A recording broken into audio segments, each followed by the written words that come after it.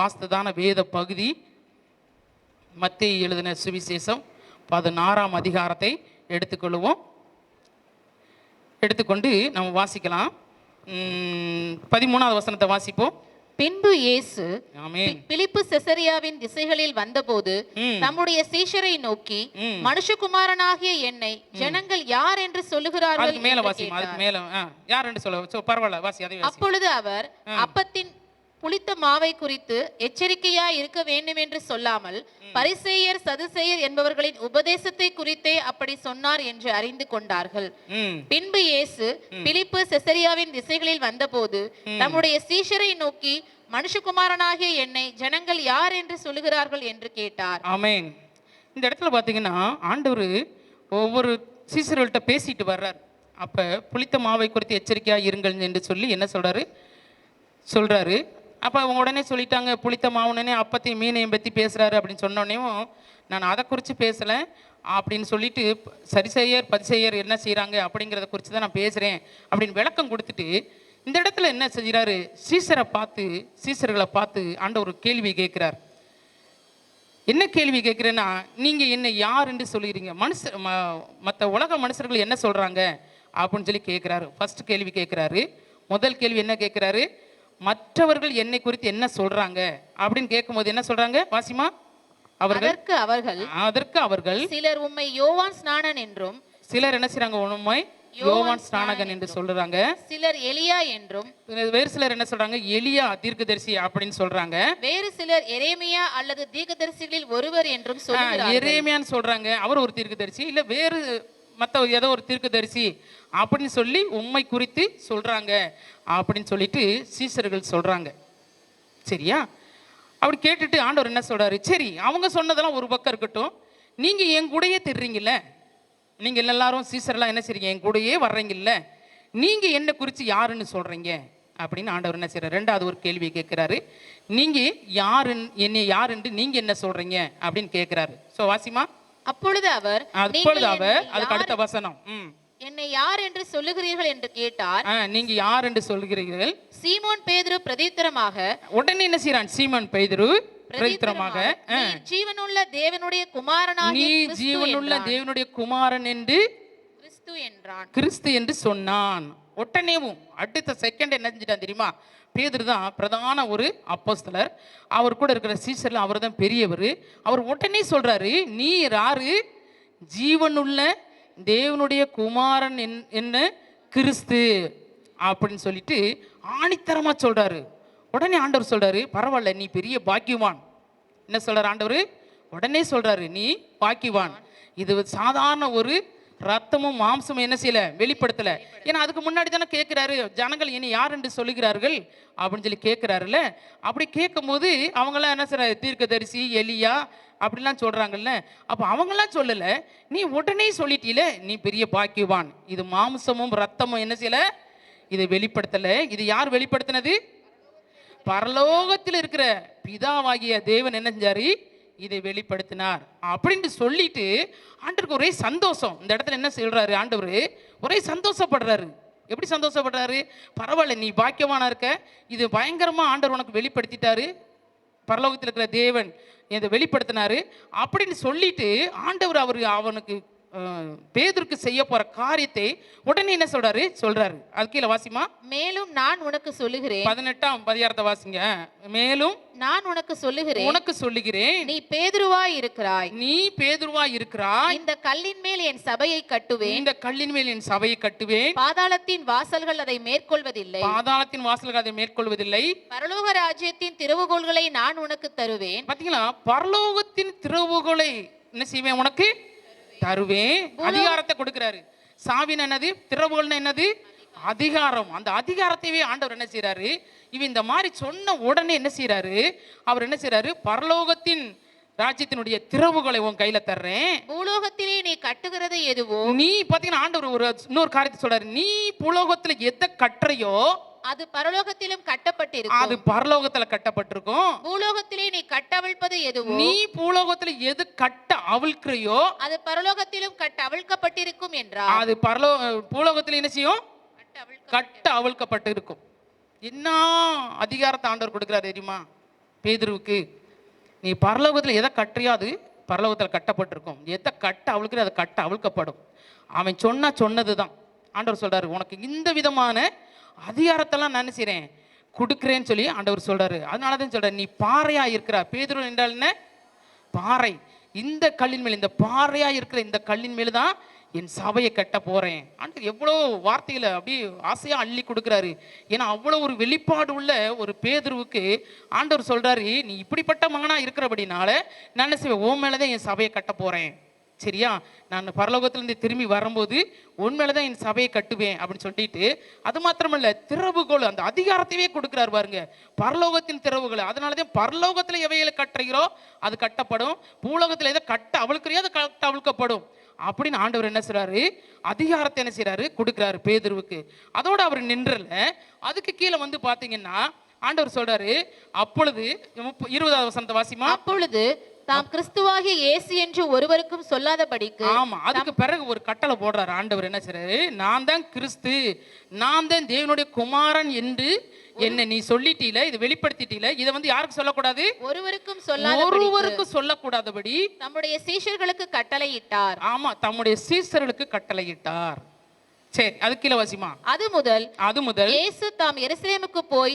ஆமா, இப்ப பாத்தீங்கன்னா போய் வாசி, முழுசு வாசி. மூப்பராலும் பிரதான ஆசாரியராலும் வேத பாரகராலும் பல பாடுகள் பட்டு, பொறுமையா வாசிமா, பல பாடுகள் பட்டு கொலையுண்டு 3ஆம் நாளில் எழுந்திருக்க வேண்டும் என்பதை, 3ஆம் நாள் எழுந்திருக்க வேண்டும் என்பதை தம்முடைய சீஷர்களுக்கு சொல்லத் தொடங்கினார். சரியா, முதல்ல மேல ஒரு கட்டளை போடுறாரு, நான் கிறிஸ்து, நான் தான் தேவனுடைய குமாரன் என்பதை சீஷர்கள் யாருக்கும் சொல்லக்கூடாதுன்னு கட்டளை போட்டுட்டு, அடுத்து தான் தனக்கு வரப்போற பாடுகளை குறித்து, சரி இப்படிப்பட்ட வெளிப்பாடுள்ள ஒரு பிள்ளைகள்கிட்ட நம்ம பேசணும் அப்படின்னு சொல்லிட்டு இவர் என்ன செய்யறாரு, நான் என்ன செய்ய போறேன், எருசலேமுக்கு போய் அங்க நான் என்ன செய்ய போறாங்க, வாசி மறுபடியும்.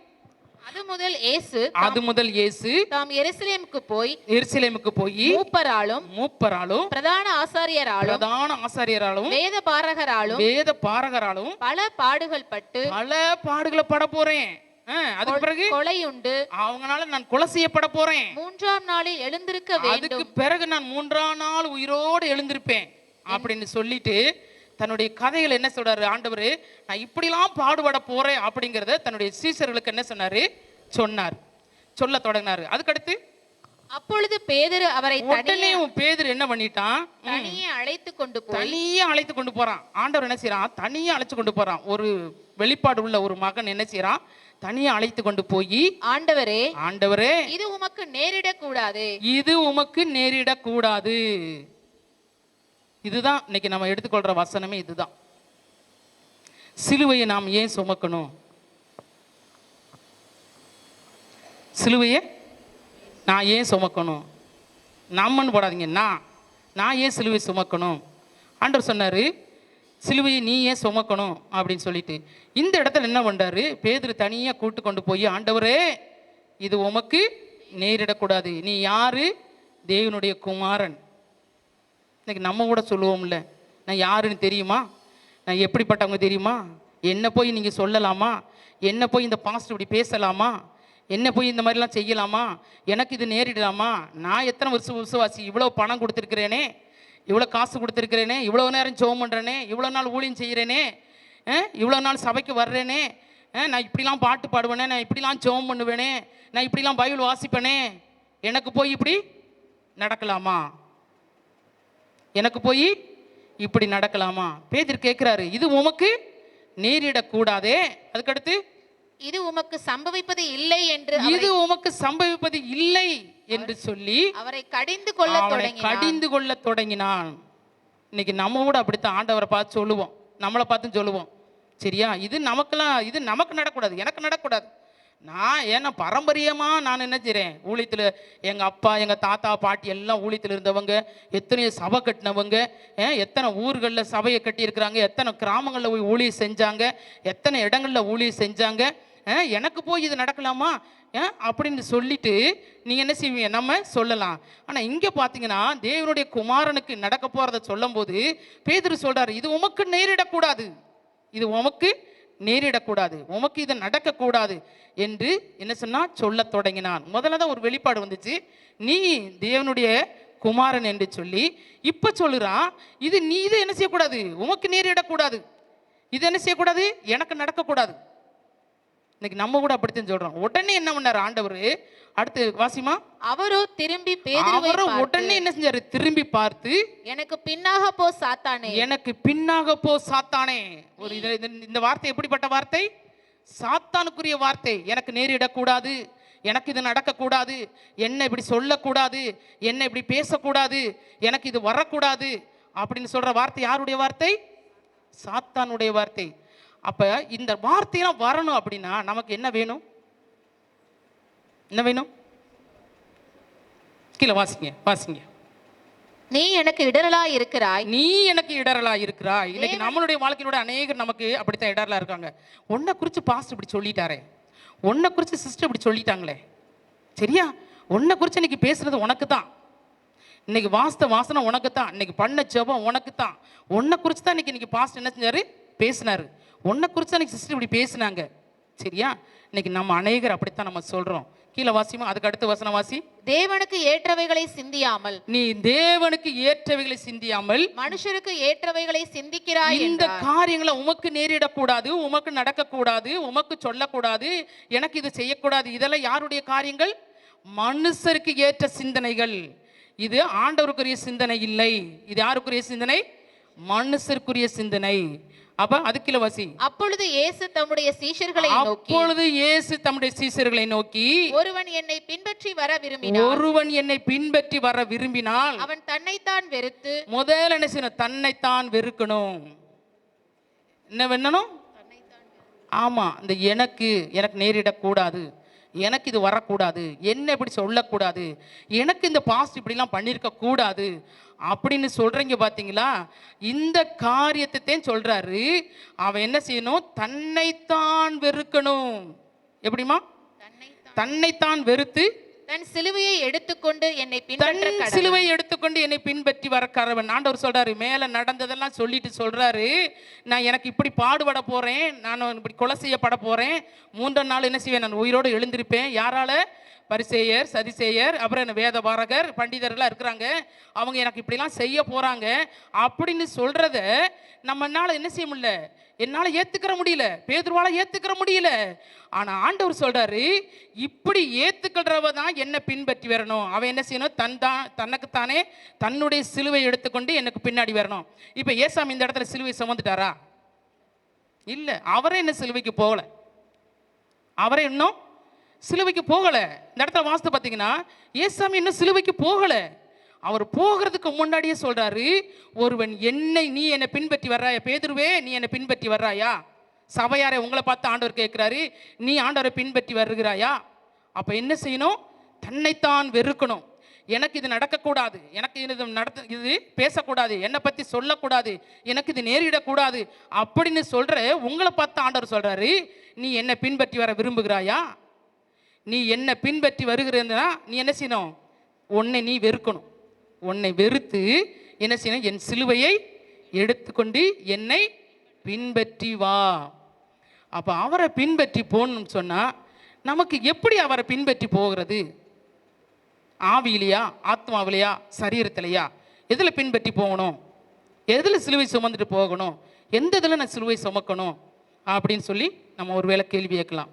நமக்கு ஆவி, ஆத்மா, சரீரம் ஆண்டவர் நினைஞ்சிருக்காரு, 3 கொடுத்துருக்கிறாரு. இந்த ஆவி, ஆத்மா, சரீரம் இந்த 3ஐயும் கொடுத்துருக்கிறாரு. இந்த 3ல் நான் எதில் நான் சிலுவையை சுமக்கணும் அப்படின்னு சொல்லிட்டு ஒரு சிலர் என்ன செய்வேன் தெரியுமா, நான் ஆண்டவருக்காக எல்லாவற்றையும் இழந்துட்டேன் அப்படின்னு சொல்லிட்டு என்ன செய்வாங்க, நான் ஆண்டவருக்காக தியாகம் பண்ணி என்ன செய்ய போகிறேன், நான் ஆடையெல்லாம் கலத்திட்டு வெள்ளை ட்ரெஸ் போட போகிறேன், நானும் சரி என் சரீரத்தை ஒடுக்க போகிறேன், 40 நாள் உபவாசம் இருக்க போகிறேன், என் சரீரத்தை நான் ஒடுக்க போகிறேன், ஆண்டவருக்காக நான் என்ன செய்வேன், என் நகையெல்லாம் கலத்த போகிறேன், இல்லை என் ஆண்டவருக்காக நான் என்ன செய்ய போகிறேன், நல்ல வஸ்திரங்களை நான் உடுத்த மாட்டேன், நல்ல ரொம்ப ஏழ்மையாக இருக்க போகிறேன் அப்படின்னு சொல்லிட்டு நம்ம என்ன செய்வோம், தீர்மானம் எடுப்போம். ஏன்னா இதெல்லாம் ஒரு சிலுவை, எனக்கு இதெல்லாம் ஒரு சிலுவையாக தெரியுது, இதெல்லாம் என்ன செய்ய போகிறேன், நான் விட போகிறேன். இதனால நீங்கள் இப்படிலாம் செய்கிறதுனால ஆண்டவருக்கு ஒரு பிரயோஜனமே கிடையாது. நீங்கள் ட்ரெஸ்ஸை மாற்றுறதுனாலையோ உங்கள் சரீரத்தை ஒடுக்கிறதுனாலையோ நீ மேலே உட்காராம கீழே உட்கார்றதுனாலையோ இல்லை நல்ல வசதியை சாப்பிடாதனாலையோ இதனாலையோ நமக்கு என்ன செய்ய போகிறதில்ல, ஒன்றும் நடக்க போகிறதே கிடையாது. சரீரத்தில் நீங்கள் என்ன பண்ணினாலும் ஆண்டவருக்கு ஒரு மாற்றமும் வரப்போகிறது கிடையாது ஆண்டவருடைய காரியத்தில். ஆனால் ஆண்டவர் என்ன சொல்கிறாரு, ஒருவன் என்னை பின்பற்றி வர விரும்பினால் அவன் தன்னைத்தான் வெறுத்து தன் சிலுவையை எடுக்கணும். அப்போ தன்னைத்தான் வெறுத்துனா நம்ம ஆத்மாவில் என்ன செய்யணும், வெறுக்கணும். நம்ம ஆத்மாவில் மற்ற காரியங்கள்லாம் வெறுக்கணும். அப்படி வெறுத்துனா ஆத்மாவில் சிந்தையில் நம்ம என்ன செய்யணும், தன்னைத்தான் வெறுக்கணும். இப்படி ஆண்டவர் இப்படி ஒரு குணாதிசயங்களை அவர் உடையவராய் இருந்தார். ஆண்டவர் எப்படி இருந்தார், தன்னைத்தான் வெறுக்கிறவராய், தன்னைத்தான் வெறுத்தார். அவர் வெறுத்தாரா வெறுக்கலையா? அவர் தன்னைத்தான் வெறுத்ததுனால தான் அவர் என்னஞ்சாரு, சிலுவை சுமக்க ஆரம்பித்தார். அவர் தன்னைத்தான் வெறுக்கலைன்னா ஆண்டவர்கிட்ட சொல்லியிருப்பாரு, பிதாவிட்ட சொல்லியிருப்பாரு, பிதாவே இந்த சிலுவை என்னால் சுமக்க முடியாது, நானே செய்யல, இந்த சிலுவை சுமக்கலை, இந்த சிலுவை என்னால் சுமக்க முடியாது, இந்த பாவத்தில் ஏற்றுக்கொள்ள முடியாது, நானே செய்கிறேன், நான் உன்னுடைய பிள்ளை, உன்னுடைய செல்ல குமாரன், நான் இதை நானே செய்ய மாட்டேன், ஏற்றுக்கொள்ள மாட்டேன் அப்படின்னு ஆண்டவர்கிட்ட சொல்லியிருப்பாரு. ஆனால் ஆண்டவர் என்னஞ்சார் தெரியுமா, பிதா சொன்ன ஒரு வார்த்தையும் அவர் அல்லத்தட்டவே இல்லை. ஏன்னு சொன்னால் ஆண்டவர் சொல்கிறாரு, பிதா என்னிலும் நான் அவரிலும். அப்படி இருக்கிறார். யோவான் 14ஆம் அதிகாரத்தை எடுத்து வாசித்து பாருங்களேன். யோவான் 14ஆம் அதிகாரத்தில் ஆண்டவர் என்ன சொல்கிறாரு, யோவான் 14ஆம் அதிகாரம், நான் பிதாவிலும் பிதா என்னிலும் இருக்கிறதை நம்புங்கள், அப்படி இல்லாவிட்டாலும் என் கிரியைகளின் நிமித்தமாவது என்னை நம்புங்கள். ஆமா, அதுக்கு மேல 10வது வசனம் வாசிமா. நான் பிதாவிலும் பிதா என்னிலும் இருக்கிறதை நீ விசுவாசிக்கிறது இல்லையா? ஆமா, விசுவாசிக்கிறது இல்லையா அப்படிங்கிறாரு. அப்ப நம்ம என்ன செய்யணும், இந்த இடத்துல ஆண்டவர் சொல்றாரு, பிதா என்னிலும் நானும் பிதாவிலும் இருக்கிறேன், அதனால நான் எதையுமே அவர் சொன்னதை எதுவுமே மறுக்கல, நான் அப்படியே அந்த காரியத்தை நிறைவேற்றுவேன் அப்படின்னு சொல்லிட்டு தான் இந்த இடத்துல சொல்கிறாரு, என்ன நீ பின்பற்றி வர விரும்புகிறாயா, நீ என்ன செய்யணும், சிலுவையை சுமக்கணும், உன்னுடைய சிலுவை சுமக்கணும். அது மாத்திரமல்ல, லூக்கா 2ஆம் அதிகாரம், லூக்கா 20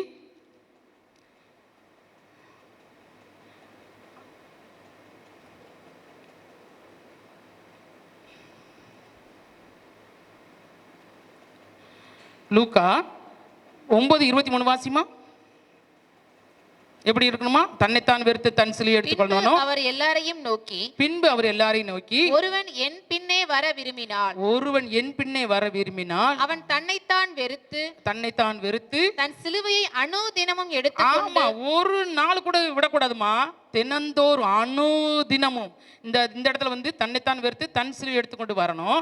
ஆனா லூக்காவில் சொல்லப்பட்டிருக்கிறது, அவன் அனுதினமும் என்ன செய்யணுமா, எடுத்துக்கொண்டு என்னை, ஆமா, அனுதினமும் எடுத்துக்கொண்டு என்னை பின்பற்றி வர கடவன்.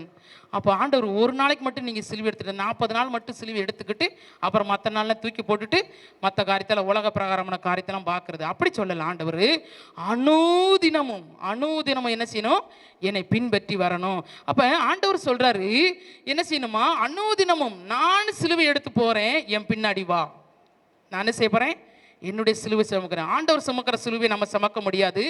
ஆண்டவர் உலகத்தின் பாவத்தை எல்லாம் சுமந்து தூக்குற தேவாட்டுக்குட்டி. இப்போ உலக பாவத்தில் நம்ம சுமக்க முடியுமா, முடியாது. அது பெரிய கடினமான காரியம், அது ஆண்டவரால் மட்டும்தான் முடியும். ஆனால் நமக்குன்னு கொடுத்துருக்கிற ஒரு சிலுவை இருக்குது, அந்த சிலுவை எடுத்துக்கொண்டு வா. அந்த சிலுவை என்ன, அப்போ ஆத்மாவில் நீ எடுத்துக்கொள்ளணும், உன் சிந்தையில நீ எடுத்துக்கொள்ளணும் அப்படின்னு சொல்லி ஆண்டவர் விரும்புகிறாரு. அப்போ ஆண்டவர் என்ன சொல்றாரு, எனக்கு வராத பாடுகளா, எனக்கு வராத உபத்திரங்களா, என்னை சொந்தத்திலேயே என்ன செய்யல, அவரை ஏற்றுக்கொள்ளவில்லை. அப்போ அவர் சொல்கிறாங்க, இவர் பிசாசை விரட்டும் போது என்ன செய்கிறாங்க, இவர் பிசாசின் தலைவன் சொல்கிறாங்க. ஆண்டவர் அவங்கள எதுவும் சொன்னாரா, ஒன்றும் சொல்லலை, சகிச்சு கொண்டாரு. அப்போ நம்ம என்ன செய்யணும், நமக்கு நேராய் வர்றதான ஒவ்வொரு காரியங்களும் நன்மையானாலும் தீமையானாலும் நிகழ்காரியமோ வருங்காரியங்களோ இல்லை வேறு எந்த காரியமாக இருந்தாலும் நம்ம என்ன செய்யணும், ஆத்மாவிலே அவற்றையெல்லாம் சகித்து கொள்ள வேண்டும். என்னை எப்படி நீ சொல்லலாம், என்னை எப்படி நீ கேட்கலாம் அப்படின்னு நீ சொன்னீங்கன்னா நீங்கள் சிலுவை பக்கத்திலேயே வரலன்னு அர்த்தம். சிலுவையை நீ எடுக்கிற, சிலுவை நீ சுமக்கிற அப்படின்னு சொன்னால் அது வந்து ஒரு பெரிய காரியமே இல்லை. வீட்டுக்குள்ளே நமக்கு சண்டை வரும், என்னையை வச்சு தான் சொல்கிறேன், பொறுக்க முடியாது. வீட்டில் புருஷன் ஒன்று சொல்லிட்டா பொறுக்க முடியாது, பிள்ளை ஒன்று சொல்லிட்டா பொறுக்க முடியாது, மனைவி ஒன்று சொல்லிட்டா பொறுக்க முடியாது, மருமக ஒன்று சொல்லிட்டா பொறுக்க முடியாது, மருமகன் ஒன்று சொல்லிட்டா பொறுக்க முடியாது, பேரப்பிள்ளைய ஒன்று சொல்லிட்டா நம்மளால் பொறுக்க முடியாது. அப்படி பொறுக்க முடியாமல் நமக்கு அடுத்த நிமிஷம் என்ன செய்வோம், பல்ல கடிச்சிட்டு கோவம் வரும், பல்ல கடிச்சிட்டு கோவம் வரும், பேசிடுவோம். அடுத்து நீ எப்படி இனி சொல்லலாம், நான் இத்தனை வருஷம் அந்த வீட்டில் பாடுபடுறேன், இவ்வளோ சம்பாதிச்சு கொடுக்குறேன், இவ்வளோ செய்கிறேன், அதை செய்கிறேன், இதை செய்கிறேன் அப்படின்னு சொல்லிட்டு நமக்கு என்ன பண்ணுது, அந்த சகிப்பு தன்மையே இருக்காது. சகிப்பு தன்மையே என்ன செய்யாது, இருக்காது. அடுத்த நிமிஷம் என்ன செய்வோம், சண்டை போட்டுருவோம், அடுத்த நிமிஷம் வாக்குவாதம், அடுத்த நிமிஷம் பிரச்சனை. இது எப்படி சிலுவை சுமக்கிறதுன்னு சொல்றது? அப்போ ஆண்டவர் அப்படிலாம் பார்த்துருந்தாருன்னா அவர் நமக்காக சிலுவை சுமந்திருப்பாரா? நமக்காக கல்வாரி மலையில் ஏறி இருப்பாரா? ரத்தம் சிந்திருப்பாரா? சொல்லுங்க. அப்போ இந்த இடத்துல சிலுவைக்கு போகவே இல்லையே. அப்போ சிலுவைக்கு போகாதவர் அந்த இடத்துல சொல்றாரே, பேசுறாரே, சீசர்களை பார்த்து பேசுறாரே, நீ என்னை பின்பற்றி வர விரும்புகிறாயா, என்ன மாதிரி பாடுபடுறதுக்கு நீ ஆயத்தமாக இருக்கணும். நான் என்ன செய்ய போகிறேன், எருசலேமுக்கு போக போகிறேன், அங்கே எல்லாரும் என்ன செய்ய போகிறாங்க, என்ன பண்ண போகிறாங்க, அடிக்க போகிறாங்க, கொலை செய்ய போகிறாங்க, சாக போகிறேன். நீ அதை செய்ய முன்னால் முடியுமா? உன் சிலுவையை நீ எடுத்துக்கொண்டு வா, அனுதினமும் என்ன செய்யணும், என்னை பின்பற்றி வா, அனுதினமும் என்னை பின்பற்றி வா. ஆண்டவர் சொல்றார், அனுதினமும் பிரச்சனை இல்லாத நாளே இல்லை. உன்னுடைய வேலை ஸ்தலத்தில் பிரச்சனை வருதா, சகித்துக்கொள். உன் குடும்பத்தில் பிரச்சனை வருதா, சகித்துக்கொள். உன்னுடைய ஊழிய காரியத்தில் பிரச்சனை வருதா, சகித்துக்கொள். வேற எங்க பிரச்சனை வருது, சகித்துக்கொள். உன் தெருவில் பிரச்சனை வருதா, சகித்துக்கொள். எல்லாவற்றையும் சகித்து நீ என்ன செய்ய, என்னை பின்பற்றி வர வேண்டும். உன்னுடைய சிலுவை எடுத்துக்கொண்டு என்னை பின்பற்றி வர வேண்டும். அப்படி என்னால் வர முடியாது அப்படின்னு சொன்னா ஆண்டவர் என்ன செய்வார், உனக்கு சிலுவையை கொடுக்கவே மாட்டார். நீ ஆண்டோடைய பிள்ளைன்னு சொல்லவே முடியாது. அந்த மாதிரி குணாதிசயம் உள்ளவங்க பைபிளில் நிறைய பேர் இருக்கிறாங்க. எஸ்தர் எடுத்துக்கங்க, எஸ்தர் ராஜாத்தி எடுத்துக்கங்களேன். எஸ்தர் ராஜாத்தி என்ன செஞ்சாங்க, நான் செத்தாலும் நான் சாகிறேன். இது எந்த இதில் எடுத்த தீர்மானம், நம்ம ஆத்மாவில் எடுத்த தீர்மானம், அவங்க சிந்தையில் எடுத்த தீர்மானம். சரியா? ஏன் ஜனங்களுக்காக, என் ஜனங்க அழுகிறத நான் எப்படி பார்ப்பேன், என் குலம் அழிகிறத நான் எப்படி பார்ப்பேன், பரவாயில்ல நான் செத்தாலும் சாகிறேன். எடுத்தாங்களா எடுக்கலையா? தீர்மானம் எடுத்தாங்களா எடுக்கலையா? இதுதான். அப்படி எடுக்கும்போது அவங்க வெற்றியை கண்டாங்களா காணலையா? அப்போ நம்ம என்ன செய்யணும், ஒரு வெற்றியை காணணும் அப்படின்னு சொன்னால் நம்ம என்ன செய்யணும், நம்ம ஆத்மாவில் என்ன செய்யணும், நம்ம சரியான ஒரு தீர்மானம் எடுக்கிறவங்களாய் காணணும். இந்த ஆத்மா சகித்து கொள்கிறதாய் காணப்படணும். நீங்கள் சரீரத்தில் எடுக்கிற எந்த காரியமும் ஆண்டவருக்கு பிரயோஜனப்படவே படாது. நான் ஆத்மாவில் எடுக்கிற சிந்தை இருக்கு பார்த்தீங்களா, அப்படி எடுத்தது ஆண்டவர் தன்னுடைய ஆத்மாவை என்ன செஞ்சார், மரணத்திலே ஊற்றி, அப்படித்தானே சொல்லப்பட்டிருக்கிறது. அப்போ அவர் மரணத்திலே ஊற்றி, தன்னுடைய ஆத்மாவை மரணத்தில் ஊற்றுறார். அப்படி ஊற்றி உன்னுடைய என்னுடைய பாவங்களை ஏற்கிறதுக்கு தான் அவரை தன்னை சிலுவைக்கு என்ன செஞ்சாரு, ஒப்பு கொடுத்தார். நான் அதற்காகவே வந்தேன் அப்படின்னு ஆண்டவர் சொல்றாரு. அப்ப சிலுவை சுமப்பதுன்னா சாதாரண காரியம் இல்லைம்மா. சிலுவை சுமப்பதுன்னா சாதாரண காரியம் இல்லை. கிறிஸ்தவ வாழ்க்கைன்னு சொன்னால் சாதாரண காரியம் இல்லை. மற்றவங்களை போல நம்ம எல்லாம் அப்படி இல்லை. நமக்கு விசேஷமான ஒரு கிருபை ஆண்டவர் கொடுத்துருக்கிறார். நமக்கு ரட்சிப்பு ஒன்று கொடுத்துருக்கிறாரு, ரட்சிக்கப்பட்டவனை ஞானசானம் ஒன்று கொடுத்துருக்கிறாரு. அவர் ரத்தத்தினால கழுவி நம்மளை என்ன செய்கிறாரு, எடுக்கிறாங்க. திருப்பி அவர் சரீரத்தையும் அப்பத்தையும் நமக்கு கொடுத்து நமக்கு சாப்பிட்றதுக்கு கொடுக்குறாரு. அது மாத்திரமல்ல, அதோட நிற்கல, இந்த இதில் நீ பங்கெடுத்தினா பரலோக ராஜ்யத்தில் வரும்போது என்னோடு உட்காந்து நீ சாப்பிடுவேன்னு சொல்லி ஆண்டவர் சொல்கிறாரு.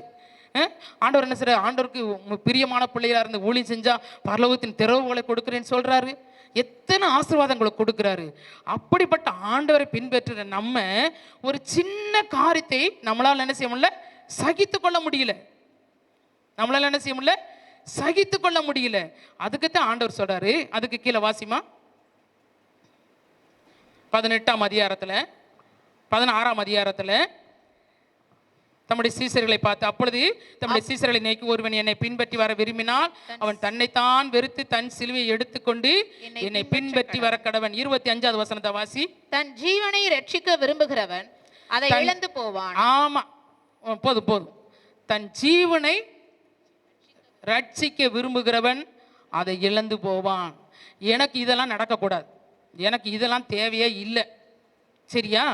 எனக்கு இதெல்லாம் தேவையே இல்லை, இது எனக்கு நடக்கக்கூடாது, என்னை பற்றி என்ன பேசக்கூடாது, என்னை பற்றி எதுவும் சொல்லக்கூடாது, எனக்கு எந்த கஷ்டம் வரக்கூடாது, எனக்கு எந்த அவமானம் வரக்கூடாது, எனக்கு எந்த நிந்தனையும் வரக்கூடாது, எந்த அவச்சொல்லும் வரக்கூடாது, என்னை பற்றி எதுவும் பேசக்கூடாது, எனக்கு எதுவும் செய்யக்கூடாது அப்படின்னு சொன்னீன்னா என்ன செஞ்சிருவியா?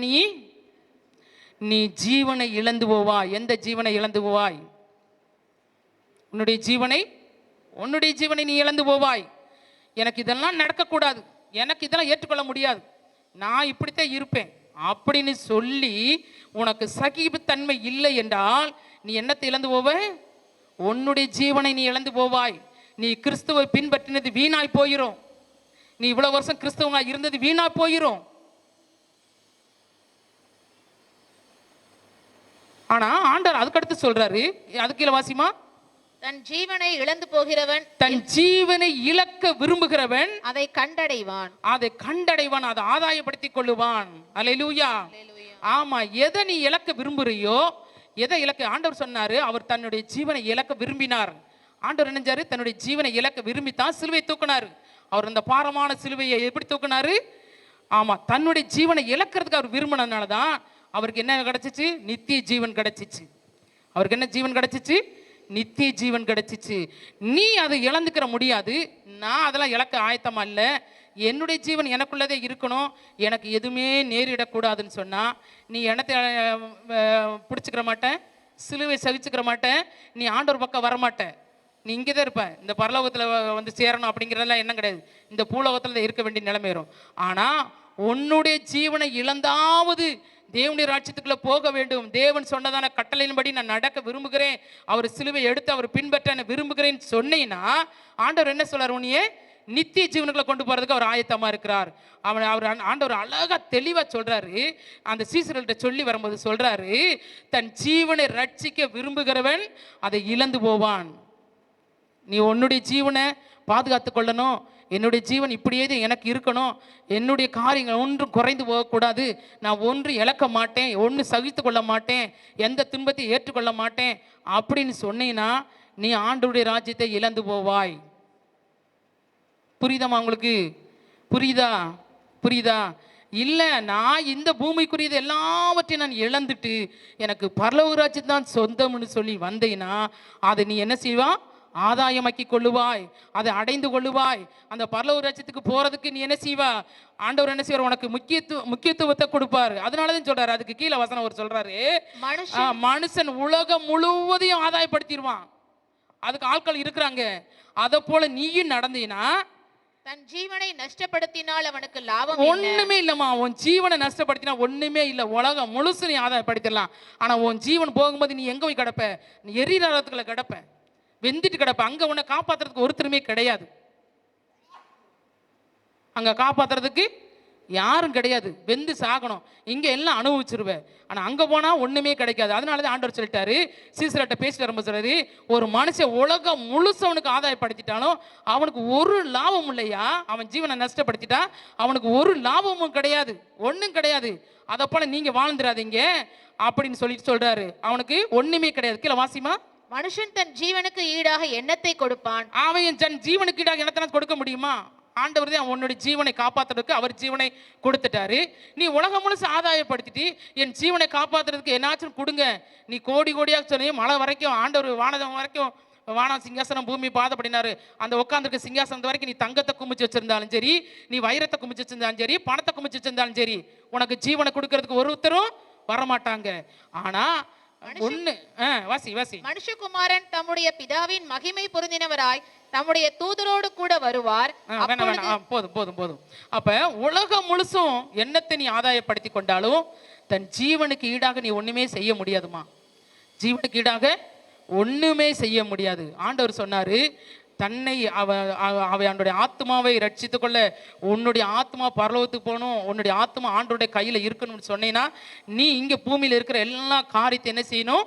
வெறுக்கணும், சகித்து கொள்ளணும், விட்டு கொடுக்கணும். இதெல்லாம் செஞ்சாதான் நீ என்ன செய்ய முடியும்? அதை ஆதாயப்படுத்தி கொள்ள முடியும். எனக்கு அதெல்லாம் ஆதாயப்படுத்துறதெல்லாம் வேணாம், என்னுடைய ஜீவன் எனக்கு வேணும், என்னுடைய காரியங்கள் எனக்குள்ளே இருக்கணும்னா நீ என்ன செய்ய? அதை இழந்து போவாய். அதை என்ன செய்யக்கூடாது? நீ மறந்து போகக்கூடாது. அதனாலதான் சொன்னாரு, சிலுவை தூக்கிட்டு என் பின்னாடி வா. உனக்கு முன்னாடி இருக்கிறதான எல்லாத்தையும் பார்க்காத, எதையும் பார்க்காத, நன்மையான காரியம்னாலும் பார்க்காத, தீமையான காரியம்னு பார்க்காத. என்னை பின்பற்றி வரீனா என்னுடைய குணங்கள்லாம் உனக்குள்ள இருக்கணும். என்னுடைய குணங்கள் இருந்துச்சுன்னா அதெல்லாம் நீ பார்க்கவே மாட்டேன். அதெல்லாம் தூக்கி போட்டுருவேன், அது உனக்கு பின்னாடி போயிடும். சரியா? அதை தூக்கி தொலையில் வச்சுக்கிட்டு என்ன செய்யணும்? என் பின்னாடி வா அப்படின்னு சொல்றாரு. அப்ப ஆண்டவர் சிலுவை சுமந்துட்டு போனாரே, கடைசி வரைக்கும் அப்படியே சிலுவையிலே இருந்தாரா? சிலுவைக்கு ஒரு முற்றுப்புள்ளி வந்துச்சுல்ல, இல்ல சிலுவைக்கு ஒரு முற்றுப்புள்ளி வந்துச்சுமா. சிலுவைக்கு ஒரு முற்றுப்புள்ளி வந்ததுனால தான் அவர் நினைச்சாரு, ஆண்டவர் பிதாவனை அனுமதிச்சது வரைக்கும் நினைச்சாரு, அவர் அப்படியே சுமந்துட்டு போனாரு, கல்வாரிக்கு போனாரு, ரத்த சிந்தினாரு, மரிச்சாரு. அவர் நினைச்சாரு, அதை விட்டு இறங்கிட்டாரு. 3ஆம் நாள் உயிரோடு எழுந்தாரு, ஜெயத்தோடு மகிமையா எழுந்தாரு, வெற்றி சிறந்தாரு, எல்லாம் செஞ்சாரு. அதே வெற்றி ஆண்டவர் உங்களுக்கு வச்சிருக்கிறாரு. அவர் பின்னாடி நீ சிலுவை சுமந்து போனா உனக்கு ஒரு முடிவு உண்டு. ஆண்டவருக்கு முடிவு இருந்துச்சுல்ல, அதே போல சிலுவை சுமக்கிற உனக்கு ஒரு முடிவு உண்டு. என்ன தெரியுமா? நீ சிலுவை சுமக்கிறதுனால எல்லாவற்றையும் சகித்து கொள்றதான அந்த காரியத்தை நீ முதலாவது பெற்றுக்கொள்ள வேண்டும். சிலுவை சுமப்பதுனா என்ன தெரியுமா? எல்லாவற்றையும் சகிக்கிறது. உன் வேலையில பிரச்சனை வருதா, சகித்துக்கொள்ளு. உன் குடும்பத்துல பிரச்சனை வருதா, சகித்துக்கொள்ளு. உன் மகன் மூலம் ஒரு பிரச்சனை வருதா, சகித்துக்கொள்ளு. உன் மருமகன் மூலமா ஒரு பிரச்சனை வருதா, சகித்துக்கொள்ளு. உன் மகன் மூலமா வருதா, உன் மருமகன் மூலமா வருதா, கணவன் மூலமா வருதா, மனைவி மூலமா வருதா, சகித்துக்கொள்ளு. எதிர்த்து பேசாத, சண்டை வராத, சண்டை போடாத, பிரிவினை உண்டாக்காத, வாக்குவாதங்களை உண்டாக்காத. எல்லாவற்றையும் என்ன செய்யணும்? கிறிஸ்துவை போல நம்மளை என்ன செய்ய வேண்டும்? சகித்து கொள்ள வேண்டும். அப்படி சகித்து கொண்டாதான் நம்முடைய வாழ்க்கை யாருடைய வாழ்க்கை? கிறிஸ்துவின் வாழ்க்கை. நம்ம வாழுகிற வாழ்க்கை கிறிஸ்துவின் வாழ்க்கை. நீ அதை செய்யலை அப்படின்னா சிலுவை பக்கத்திலேயே வரலன்னு தான் அர்த்தம். சிலுவை பக்கத்திலேயே வரல. சிலுவைனா என்னன்னே உங்களுக்கு தெரியாது. ஏசாமி சிலுவை சுத்தின தூக்கினாரு எதுக்காக? உன்னை நீ ரட்சிக்கிறதுக்காக. அவரை நீ பார்க்காத, அந்த சிலுவை தூக்கி வச்சிருக்கிறத பார்க்காத, உன்னுடைய சிலுவையை பாரு. உனக்கு முன்னாடி வச்சிருக்கிற சிலுவை எடுத்து பாரு ஆண்டவர் சொன்னார். அதனாலதான் சீசர்களை பார்த்து சொல்றாரு, இது உனக்கு நேரிடக்கூடாது, உனக்கு வரக்கூடாதுன்னு பேதுருவை சொன்ன உடனே சொல்றாரு, டேய் நீ யாருன்னு தெரியுமா? நானு தேவனுடைய குமாரன். நான் சிலுவை சுமந்துட்டு வர்றேனே, உனக்கு உன் சிலுவை எடுத்துட்டு என்னை பின்பற்றி வருவதற்கு உனக்கு முடியாதா? என்னை பின்பற்றி வரணும்னா இப்படிலாம் இருக்கணும். அப்படின்னா தான் உன் ஜீவனை உன்னை ரட்சித்துக் கொள்ள முடியும். இல்லைன்னா நீ அதை இழந்து போவ அப்படின்னு சொல்லிட்டு ஆண்டவர் வரிசை சொல்லி கொண்டு வர்றார். நீங்களும் நானும் எப்படி இருக்கிறோம்? அந்த சிலுவை சுமக்கிறதுக்கு ஆயத்தமாக இருக்கிறோமா? அந்த சிலுவை சகித்துக் கொள்வதற்கு ஆயத்தமாக இருக்கோமா? சிலுவை சுமப்பதனால் நம்ம சிந்தனையே மாறிவிடும். அப்படித்தானே பாடுறாரு, சிலுவை சுமப்பதினால் சிந்தையே மாறிவிடும், நீடிய பொறுமை வரும், நிரந்தர அமைதி வரும். அதனால தான் ஆண்டவர் சிலுவை சுமந்து வான்னு சொன்னார். நம்ம நினைச்சிட்டோம் சிலுவையினுடைய அர்த்தம் தெரியாமையேவும் சிலுவை வாழ்க்கை என்னன்னே தெரியாதபடிக்கு நம்ம இதுவரைக்கும் வாழ்ந்துட்டோம். அப்படி இல்லாதபடி இந்த 40 நாள் என்ன செய்ய போகிறோம்? சிலுவை குறித்து தியானிக்க போகிறோம். அதுக்கு ஒரு தலைப்பை கொடுத்து உங்களுக்கு சிலுவை பற்றி பேசுவாங்க. அதற்கு முன்பாடி உங்களுக்கு இந்த சிலுவை சுமக்கிறதுக்கான காரியம் என்ன என்பது என்னன்னு உங்களுக்கு தெரிஞ்சிருக்கணும். சிலுவை சுமப்பதனால் என்னது தெரியுமா? சகிப்புத்தன்மை. நமக்கு சகிக்கணும். எல்லா காரியத்திலும் சகிப்பு வரணும். சரியா? எல்லா காரியத்திலும் எல்லாத்திலும் விட்டுக்கணும். எல்லாத்துலேயுமே விட்டு கொடுக்கணும். என்னையும் தான் சேர்த்து சொல்கிறேன், உங்களை மாத்திரம் சொல்லலை, என்னையும் தான் சேர்த்து சொல்கிறேன். எல்லா காரியத்திலும் நம்ம என்ன செய்யணும்? சகித்து கொள்ளணும். ஏன்னா நம்ம கிறிஸ்துவை பின்பற்றுகளாக இருக்கிறோம். கிறிஸ்து எப்படி சிலுவை சுமந்தாரு, அதே போல் நம்மளும் என்ன செய்யணும்? நமக்கு கொடுக்கப்பட்டிருக்க சிலுவையை நம்ம தூக்கி கொண்டு வரணும். அவருடைய சிலுவை நீங்கள் சுமக்க வேணாம், உங்களுக்கு கொடுக்கப்பட்டிருக்கதான சிலுவையை எடுத்துக்கொண்டு அனுதினமும் சுமந்து கொண்டு வரணுமா. ஒரு நாள் கூட இறக்கி வைக்கக்கூடாது. ஒரு நாள் கூட இறக்கி வைக்கக்கூடாது. அனுதினமும் அனுதினமும் அனுதினமும் அப்படி நம்ம இறக்கி வைக்க வேண்டியதாக இருக்கிறோம். பார்த்தீங்கன்னா ஆண்டவர் 30 வயசு வரைக்கும் 12 வயசு வரைக்கும் என்னஞ்சாரு? அப்பா அம்மாவுடைய கண்ட்ரோலில் இருந்தார். 12 வயசுக்கு பிறகு அவர் ஆண்டவருடைய கண்ட்ரோலுக்கு வந்துட்டார், பிதாவுடைய கண்ட்ரோலுக்கு வந்துட்டார். 30 வயசு வரைக்கும் அவர் தான் அவர் கண்ட்ரோல் பண்ணி நடத்திக்கிட்டு வந்தார். சரியா? எல்லாவற்றுக்கும் கீழ்ப்படிந்து வந்தார். எல்லாவற்றுக்கும் கீழ்ப்படிந்து அவர் சொன்னபடியெல்லாம் செஞ்சு நடந்து வந்தார். 30வது வயது தான் அவருக்கு ஒரு வெற்றியின் வாழ்க்கைக்குள்ளே போகிறதுக்கு ஆண்டவர் உதவி செஞ்சார். அதே போல தான் நம்முடைய வாழ்க்கையிலும் கூட நம்ம ஆண்டவர் இந்த பூமிக்கு நம்மளை கொண்டு வந்த நாள்லேருந்து நமக்கு ஒரு நியமிக்கப்பட்ட ஒரு நாள் இருக்கும். அது வரைக்கும் ஆண்டவர் என்ன சொல்கிறாரு, அவர் என்ன சொல்கிறாரு அப்படின்னு சொல்லிட்டு அவர் நமக்கு கொடுத்துருக்கதான சிலுவை எடுத்து அவரை பின்பற்றியே நம்ம என்ன செய்யணும்? போக வேண்டும். அநேக நேரங்களில் நம்ம என்ன செய்யணும் தெரியுமா? அந்த சிலுவை எடுத்துக்கொண்டு அவர் பின்னாடி நம்ம போகிறதே கிடையாது. ஒரு குறிப்பிட்ட லெவலில் வந்து நின்றுறோம். குறிப்பிட்ட லெவல் வந்தோடனே என்ன செய்கிறோம்? நின்றுறோம். நின்றதுனால தான் நம்முடைய வாழ்க்கையில் நம்ம ஜெயத்தை பெற்றுக்கொள்ள முடியல, வெற்றியை பெற்றுக்கொள்ள முடியல. நமக்கு பொறுமை இல்லை, ஏன்னா நமக்கு சகிப்புத்தன்மை இல்லை. நமக்கு என்ன வந்துடுது? அதுக்குள்ளேயே கோபம் வந்துடும், அதுக்குள்ளேயே எரிச்சல் வந்துடும், அதுக்குள்ளேயே என்ன செஞ்சிருவோம்? என்னதுனாலும் பண்ணிடுவோம், ஆண்டவரை விட்டுருவோம். ஏன்னா ஆண்டவர் கோபமாக திட்டிடுவோம், இல்லை மற்றவங்கள்ட்ட ஆலோசனை கேட்போம், ஜெபத்தை விட்டுருவோம், வேத வாசிப்பை விட்டுருப்போம், உபவாசத்தை விட்டுருவோம், எல்லாத்தையும் விட்டுருவோம். ஏன்னா நமக்கு பொறுமை இல்லை, நமக்கு சகிப்புத்தன்மை இல்லை. நம்ம சிலுவை நம்ம எடுத்துக்கிறது இல்லை. அப்படி எடுக்காதனால தான் இன்னைக்கு வரைக்கும் நமக்கு என்ன தெரியுமா, கவலை, கண்ணீர், வேதனை, துக்கம், பாடு, உவத்திரம் எல்லாம் நம்மளையே என்ன செய்யுது, நம்மளை பிடிச்சுக்கிட்டே வருது. சரியா? ஆனால் நீ சிலுவை தூக்கி, உன்னுடைய சிலுவை தூக்கி உன் மேலே வச்சுக்கிட்டு நீ ஆண்டவரை பின்பற்றினா ஆண்டவர் என்ன செய்வது தெரியுமா, அதுக்கு ஒரு முற்றுப்புள்ளி வைப்பார். அந்த முற்றுப்புள்ளி வைக்கும்போது உன்னுடைய வாழ்க்கையில் ஒரு பெரிய ஜெயத்தை காண்பாய், பெரிய ஒரு வெற்றியை காண்பாய். எல்லாவற்றிலும் பார்க்கிலும் நித்திய ஜீவனை நமக்கு கொடுப்பார். அதற்காகவது ஆண்டவரை பின்பற்றி போகிற காரியத்தில் சிலுவை தூக்கி என்ன செய்யணும், நம்ம சுமந்துட்டு போக வேண்டும். எல்லாரும் எழுந்து நிற்கலாமா? ஆண்டவரே, நாங்கள் சிலுவை சுமக்கிறவர்களாய் நாங்கள் காணப்பட வேண்டும். ஆண்டவரே, நாங்கள் என்ன செய்யணும், சிலுவை சுமக்கிறவர்களாய் நாங்கள் காணப்பட வேண்டும். ஆண்டவரே, சிலுவை வந்து ஆண்டவரே, நாங்கள் ஆண்டவரை வெறுத்து தள்ளாதவர்களாய் சிலுவையை நாங்கள் என்ன செய்யணும், எடுத்து நாங்கள் பின்பற்றி போகணும். ஆண்டவரே, சிலுவை சுமப்பதினால் பாடுவோமா, சிந்தையே மாறிவிடும். சிலுவை சுமப்பதினால் சிந்தையே மாறிவிடும். நீடிய பொறுமை வரும், நிரந்தர அமைதி வரும். நீடிய பொறுமை வரும், நிரந்தர அமைதி வரும். உன்னையே வெறுத்து விட்டார், ஊழியம் செய்திடலாம். சுயத்தை சாகடித்தார், சுகமாய் வாழ்ந்திடலாம். மறுபடியும் பாடுவோமா, உன்னையே வெறுத்து விட்டார், சுயத்தை சாகடித்தார், சுகமாய் வாழ்ந்திடலாம். பேர்ப்புகள் எல்லாமே இயேசுவின் நாமத்திற்கே. ஆமென். இயேசுவின் நாமத்திற்கே கிறிஸ்து வளரட்டுமே, நமது மறையட்டுமே. கிறிஸ்து வளரட்டுமே,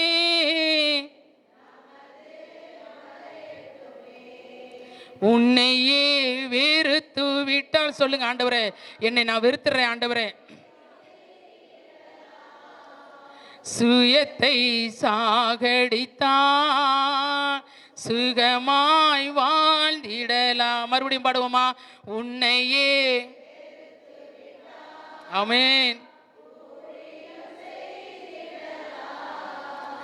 சுயத்தை சாகடித்தான், சுகமாய் வாழ்ந்திடலாம். சிலுவை சுமப்பதினால், சிலுவை சுமப்பதினால் சிந்தையே மாறிவிடும்.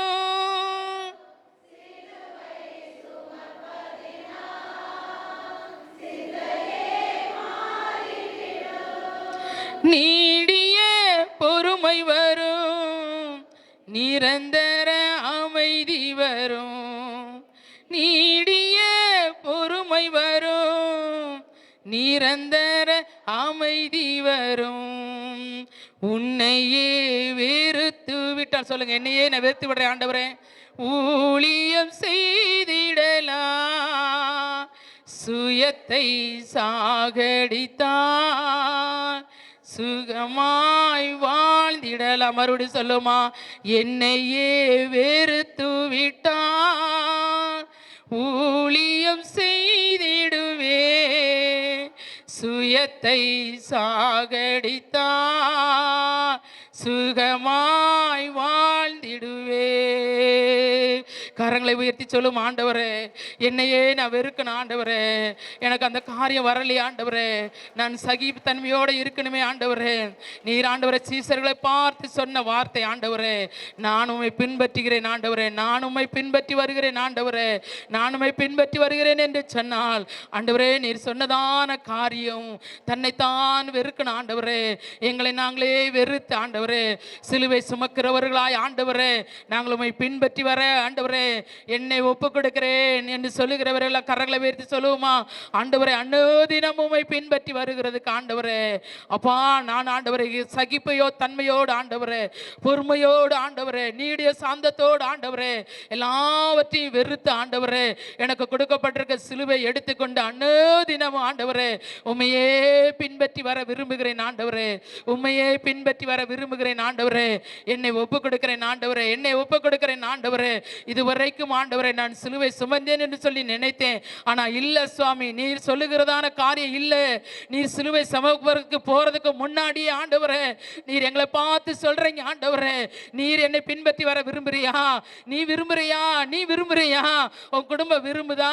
என்னை பின்பற்றி வர விரும்புதா? உன்னை வெறுத்து உன் சிலுவை எடுத்துக்கொண்டு என்னை பின்பற்றி வா, நான் போற இடத்துக்கு உன்னை கூட்டு கொண்டு போறேன்னு சொல்லி ஆண்டவரே சீசர்களை பார்த்து சொன்னீங்களே ராஜா. தகப்பனே, இப்பொழுது நான் என்னை ஒப்பு கொடுக்கிறேன் ஆண்டவரே, உம்மை பின்பற்றி வர நான் விரும்புகிறேன் ஆண்டவரே. எனக்கு பொறுமையை கொடுங்க, எனக்கு சகிப்பு தன்மையை கொடுங்க ஆண்டவரே. எனக்கு ஆண்டவரே பேர் புகழ் வேண்டாம் ஆண்டவரே, எனக்கு பெருமை வேண்டாம் ஆண்டவரே, எனக்கு ஆண்டவரே மற்ற எந்த காரியமே எனக்கு வேணாம் ஆண்டவரே. உம்மை மாத்திரம் நான் பின்பற்றி வருவேன் ஆண்டவரே. நீர் எப்படி எல்லாவற்றையும் விட்டு விட்டு தேவனுடைய குமாரனாய் இருந்தும் ஆண்டவரே எல்லாவற்றையும் விட்டு பிதா சொன்னபடி ஆண்டவரே நீர் நடந்து கொண்டு வந்தீரோ ஆண்டவரே. உம்மை பின்பற்றுகிற நாங்கள் ஆண்டவரே, உமக்குள் எங்கள் ஜீவன் இருக்கிறது, எங்களுக்குள் உம்முடைய ஜீவன் இருக்கிறது ஆண்டவரே. நீர் விரும்புகிறபடி நாங்கள் பின்பற்றி வருவோம் ஆண்டவரே, உம்மை நாங்கள் பின்பற்றி வருவோம் ஆண்டவரே. ஒப்பு கொடுத்த பிள்ளைகள் ஒவ்வொருவரையும் ஆண்டவரே நீர் ஆசீர்வதிப்பீராக. வருகிறதான 40 நாளும் ஆண்டவரே எங்களுக்கு அது மிகுந்த பிரயோஜனமா இருக்கணும் ஆண்டவரே. அதை நாங்கள் இழந்து விடாதபடி ஆண்டவரே, அது ஆண்டவரை நாங்கள் இழந்து விடாதபடி அதை ஆதாயமாக்கி கொள்ள ஆண்டவரே எங்களை நாங்களே ஒப்பு கொடுக்கிற ராஜா, எங்களை ஒப்பு கொடுக்கிற ஆண்டவரே. அப்பா, தன் ஜீவனை ரட்சிக்க விரும்புகிறவன் அதை இழந்து போவான், அதை இழக்கிற விரும்புகிறவன் அதை ரட்சித்துக் கொள்வான் என்று சொன்னீங்களே, அதை பிடித்துக் கொள்வான் என்று சொன்னீங்களே ராஜா. நாங்கள் அப்படியாக பிடித்துக் கொள்ள கர்த்தாவே எங்களை ஒப்பு கொடுக்கிற ராஜா, எங்களை ஒவ்வொருவரையும் ஒப்பு கொடுக்கிற சுவாமி, எங்களை ஒப்பு கொடுக்கிறோம். நாங்கள் புரிந்து கொண்டவர்கள் எல்லாரும் கரங்களை உயர்த்தி ஆண்டவரை எங்களை ஒப்பு கொடுக்கிற ராஜா, எங்களை ஒப்பு கொடுக்கிற ஆண்டவரை எங்களை பொறுப்படுத்திக் கொள்ளுங்க. எங்களை சரியான பாதையில் எங்களை நடத்துங்க ஆண்டவரே, எங்களை சரியான பாதையில் எங்களை நடத்துங்க ஆண்டவரே. ஏனோதானவென்று அல்ல ஆண்டவரே, அனுதினமும் ஆண்டவரே சிலுவை நாங்கள் சகித்து கொண்டவர்களாய் ஆண்டவரே நாங்கள் எடுத்து சுமக்க எங்களுக்கு உதவி செய்யுங்க ராஜா. ஆண்டவரே, வந்திருக்கிற உம்முடைய பிள்ளைகள் ஒவ்வொருவரையும் ஒப்பு கொடுக்கிறேன் சுவாமி, எல்லாரையும் நீங்க பொறுப்படுத்திக் கொள்ளுங்க. இது ஆண்டவரை யார் யார் பார்க்குறாங்களோ கேட்குறாங்களோ அத்தனை பேரும் ஆண்டவரே இதை பிடித்து கொண்டவர்களாய் நடக்க நீர் உதவி செய்வீராக. எங்களை தாழ்த்தி வெறுமையாக்கி உடைய கரத்தில் ஒப்பு கொடுக்கிறோம். ஆசீர்வதித்து அங்கீகரித்து ஏற்றுக்கொள்ளுங்க. இயேசுவின் நாமத்தில் இருக்கிறவங்க நல்ல பிதாவே, ஆமென், ஆமென், ஆமென்.